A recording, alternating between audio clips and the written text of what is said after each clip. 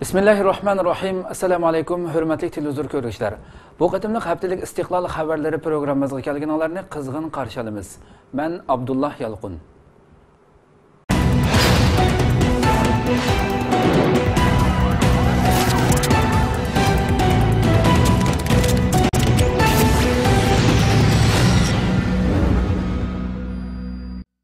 Xitoy soqchilari Qarg'aliqda 15 nafar fidoini shahid qildi.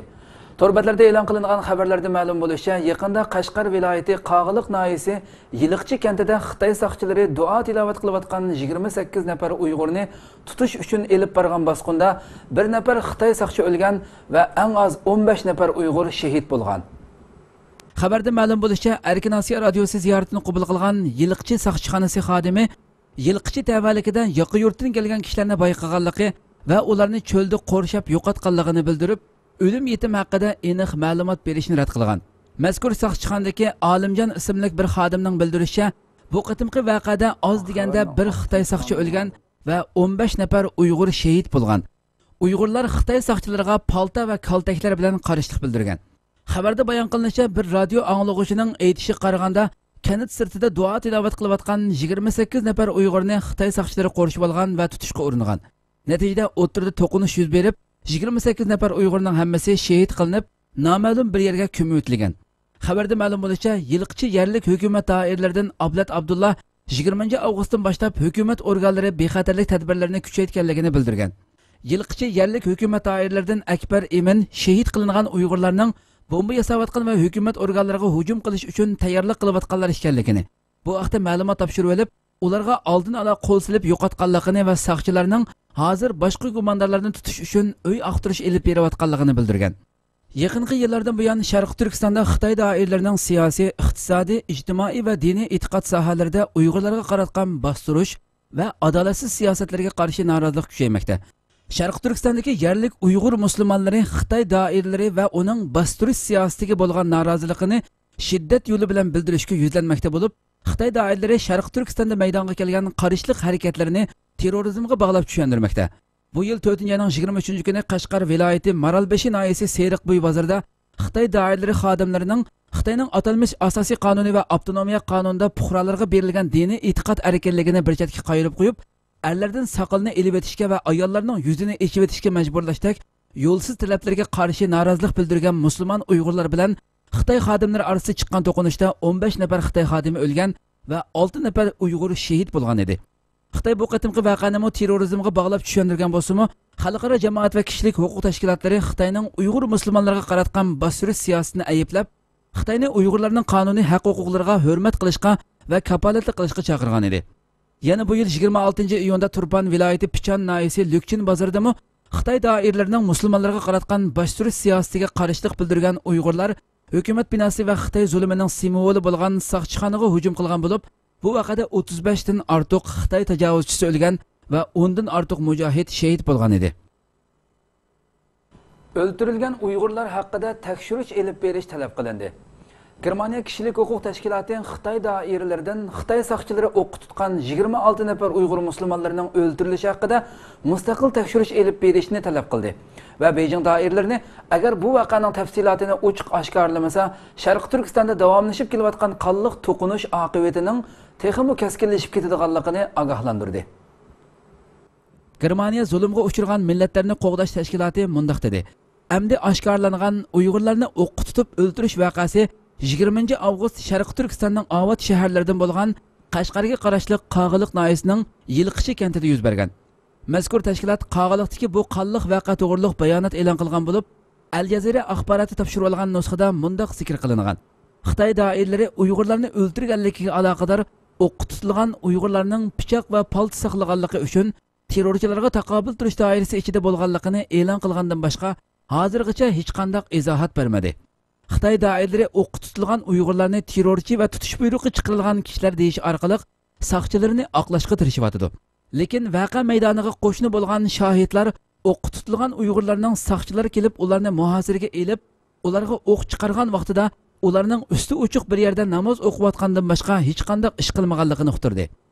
Yana naq maydon shohidlarining oshkorlashicha, voqea yuz bergan yerda Xitoy soqchilari tomonidan o'q tutilgan Uyg'urlarning jasadlari ularning yaqinlariga topshirib berilmasdan shu yerning o'zida to'pi ittirish mashinalari bilan ko'mib o'tilgan. Yana bir tarafdan Germaniya zulmga uchragan millatlarni qo'g'dash tashkilotining Afrika va Osiyo qism mas'uli mundaq dedi. Agar Xitoy doiralari bunchalik ko'p Uyg'ur o'ldirilgan bu voqeaga munosabatlik barliq orqa ko'rinishni oshkorlamasa, Sharqi Turkistonda davom qilib kelayotgan norozilik harakatlarining texmo avj elishiga sabab bo'ladi. Al Jazeera to'g'riga so'z qilgan Ulrich Delius mundaq dedi. Vaqa yuz bergan joyga qo'shni kanatdagi shohidlarning deganining rostligi isbotlansa, mazkur o'q tutish voqeasi xalqaro qonuni, hatto Xitoy doiralarining o'zining qonunini oqlab bo'lolmaydigan bir qirg'inchilikdir. Germaniya zulmga uchragan millatlarni qo'g'dash tashkilotining bayonotida yana Xitoy amonlik saqlash qismlarining Uyg'urlarga qarshi qirg'inchilik qilishi Uyg'urlarning Xitoy doiralariga bo'lgan noroziligini texmo kuchaytirib deyilgan. Bayonotda yana Sharqi Turkistonda oxirgi yillarda yuz bergan qonliq voqealar zikr qilingan bo'lib, u voqealardan o'tgan iyun oyida Turpanda Xitoy chorlag'uvchi soqchilarining 2 nafar Uyg'urga o'q chiqarish sababli voqea yuz berib, 46 Uyg'urning o'ldirilganligi ilgari surilgan.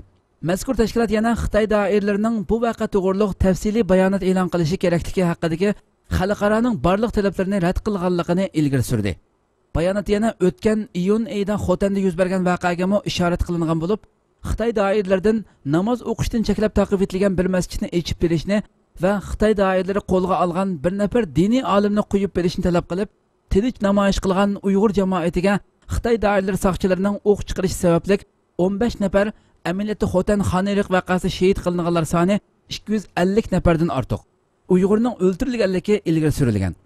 Bu tashkilot bayonoti yana Ro'zihetning harb kuni Aqsuda Xitoy soqchilari tomonidan tarovih namozi o'qiyotgan jamoatlarning o'qqa tutilishi sababli 3 nafar Uyg'urning o'ldirilganligini zikr qilgan.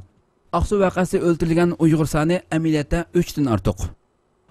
Xitoy doiralari Uyg'ur ona tili ma'arifining o'rniga Xitoy ma'arifini kuchga ega qilishga urinmoqda.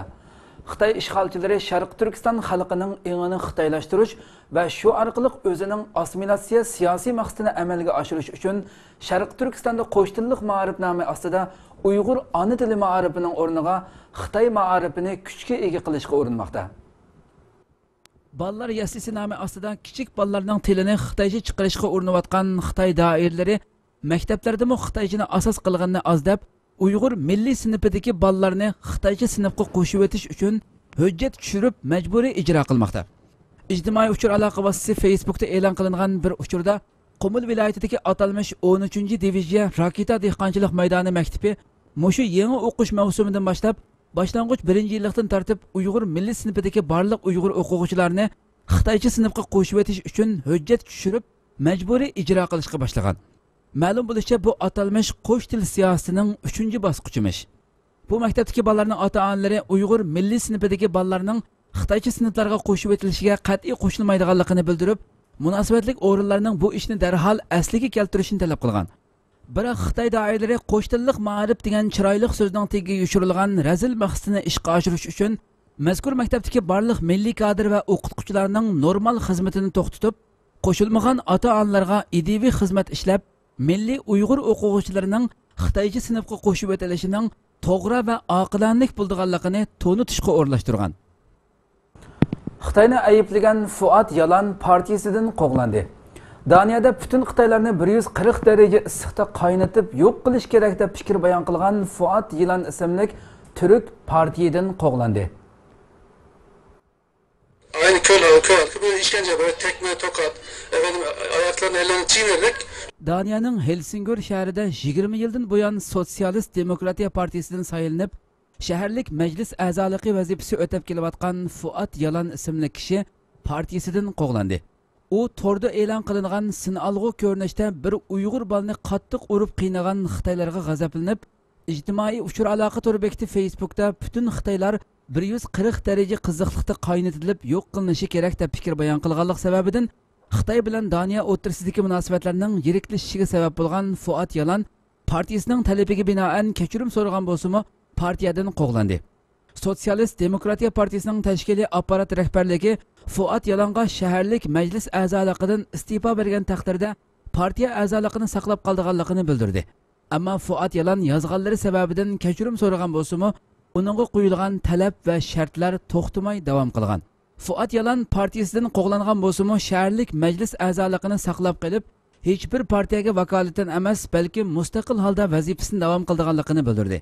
Bu vaqa Daniyaning cho'ng gazetlarida bosh tema bo'lib tarqalgandan keyin Xitoyning Daniya turishliq bosh elchiligining bayonotchisi bu vaqtda bayonot berib, biz mashhur bo'lgan bir siyosatchining so'zlarini aniga oldik va buni butunlay irqchilik deb qaraymiz. Yana bir qatim bundoq bo'lmas deb umid qilamiz degan. Ben de diyorum ki benim partim. Peki ben bu MHP'nin sayfasını beğenmiş. Ar-Raysuni Ali Juma'ning harakati uning ilmini va axloqini nobud qildi dedi. Mufakkiratul Islom to'rining xabar qilishicha, Xalqaro Islom fiqh birligi mutaxassisi doktor Ahmad Ar-Raysuni Ali Juma to'g'ri o'rindan xato o'ringa sakraydigan bo'lib qoldi. Shu sababdan u o'zining ilmini, axloqini va fiqhshunosligini nobud qildi degan. Al Jazeera kanalining shariat va hayot programmasiga telefon orqali fikrini bayon qilgan doktor Ar-Raysuni zalim hokimiyatga qarshi namoyish qilish va maydonida ching turish har qanday bir ummatning haqqidir va ustiga tushgan vojiblardandir degan.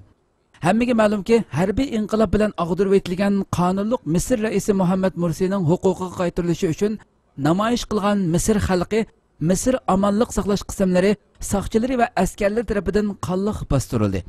Bu qirg'inchilikni elib borgan Misr harbiy inqilob hokimiyatini Arab Birlashma Xalifaligi, Saudiya Arabiston hukumati qatorliq ba'zi arab davlatlari qo'llab-quvvatladi. Amerika va Yevropa davlatlari Misrdagi bu siyosiy o'zgarishni hozirgacha harbiy inqilob deb e'tirof qilmadi. Shuningga o'xshash islom dunyosida tunilgan ba'zi ahli ulamolarmi Misr harbiy inqilob hokimiyati tarafda turib, Misrdagi musulmon qarindoshlar tashkilotiga har xil badnom to'kmatlarni qildi. Shu qatorda Misrdagi azhar mashhur shayxlardan Shayx Ali Jum'amu tinchlik namoyishi qilgan xalqni qurolliq bostirgan harbiy inqilob hokimiyati tarafda turib, musulmon qarindoshlar tashkiloti a'zolarini o'ldirish, yahudiyni o'ldirgandan afzal deganga o'xshash ba'zi so'zlarni qilgan. Faysal Davud o'g'lini kutib oldi va birlikda Suriya masalasi haqida muzokiralashdi. Saudiya Arabiston Tashqi ishlar ministri Saud Faysal 28 avgust chorshanba kuni Saudiya Arabistonning Jiddiy shahrida Turkiya Tashqi ishlar ministri Ahmad Davud o'g'li bilan Suriya jiddiy vaziyati haqida suhbat o'tkazdi. Saudiya Arabiston rasmiy axborot agentligining zikr qilishicha, Saud Faysal bilan Ahmad Davud o'g'lining suhbatiga Saudiya Arabistonning muavin tashqi ishlar ministri Shahzoda Abdul Aziz ibn Abdullah qatnashgan. Suriyadagi Asad rejimiga qarshi xalqaroning keskin va qat'iy maydonda bo'lishiga chaqiriq qilgan Faysal, Bashar Asadning xalqqa qarshi xalqaro bo'yicha cheklangan ximiyalik qurol ishlatgandan keyin Suriya xalqi duchor bo'layotgan fojiaga xotim berish uchun xalqaro keskin va qat'iy bir qaror elinishi kerak degan. U yana mundaq dedi: Suriya rejimi o'zining ayrablik salohiyatini yo'qotdi. Xalqqa qarshi ximiyalik qurol ishlatgandan keyin har vaqt o'zining ayrabligi bilan tunilgan Suriya madaniyatining hech qanday bir shakliga vakillik qila olmadi. Saudiya Arabiston Misr masalasida Misrning qonunliq raisi Muhammad Mursini o'rayotgan harbiy inqilob hokimiyatini qattiq qo'llab yordam qilayotgan bo'lsa-mu, Suriya masalasida Asad rejimiga qarshi Suriya xalqini qo'llamoqda. Mustafa Savar Sharqi Turkistonga boradi. Turkiya iqtisod ministri yordamchisi Mustafa Savar ba'zi echilish marosimlarini elib berish va qo'sh tarafli kelishim tuzish uchun Xitoy ishg'oli ostidagi Sharq Turkistonning markazi Urumchiga ziyoratga boradi.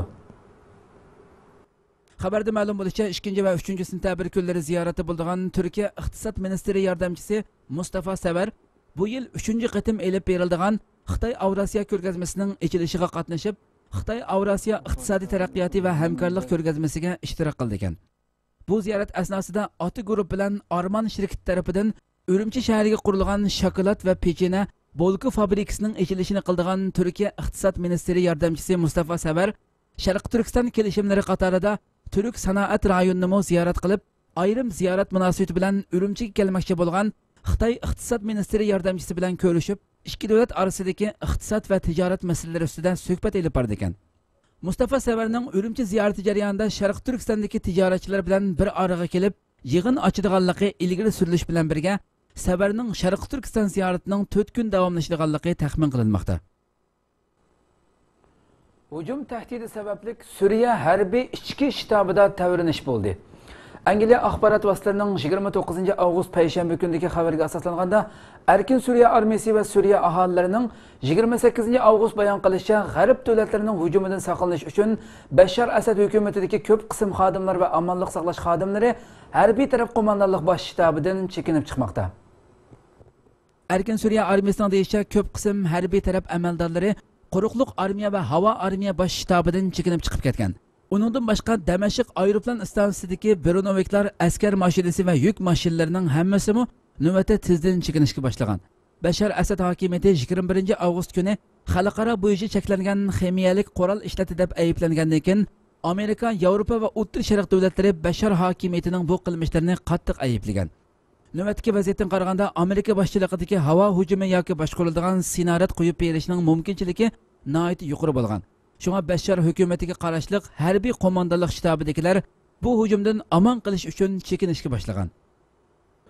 Askeri shtabda 13 nafar Amerika askarini o'ldirgan Nizal Hasanga zaharlik o'kul orqali o'lim jazosi berildi. Amerika harbiy sud mahkamasi 28 avgust chorshanba kuni 13 nafar Amerika askarini o'ldirgan Amerika armiyasi qo'mondoni Nizal Hasanga zaharlik o'kul orqali o'lim jazosi hukm qildi. Amerika harbiy sud hay'ati 28 avgust chorshanba kuni 2009 yili noyabr oyida Amerika qo'shma shtati Texas viloyatidagi Fort Hood askariy bazasida o'q chiqarib, 31 nafar Amerika askarini yaralandirgan va 13 nafar Amerika askarini o'ldirgan Amerika armiyasi qo'mondoni Al-Major Nizal Hasanga zaharlik o'kul orqali o'lim jazosi hukm qildi. 13 nafar harbiy qo'mondondan tarkib topgan Amerika harbiy sud hay'ati 2 soatdan ortiq o'yinib, oxirida Hasan Nizalga o'lim jazosi berishni qaror qildi. Al-Major Hasan Nizal armiya ishidagi psixika doktori bo'lib, mazkur shtabda o'q chiqargan qurolli kishining o'zi ekanligini e'tirof qilgan va Amerikaning islomga qarshi urush qo'zg'alganligi sababli Amerika armiyasiga bo'lgan sadoqatini 3 ilishga o'zgartgan.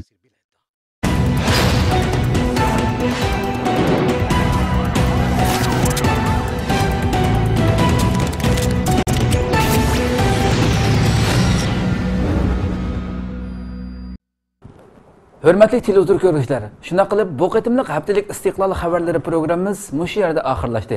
Kelar qitimqi programmamizni ko'rishgacha omon bo'linglar. Assalomu alaykum.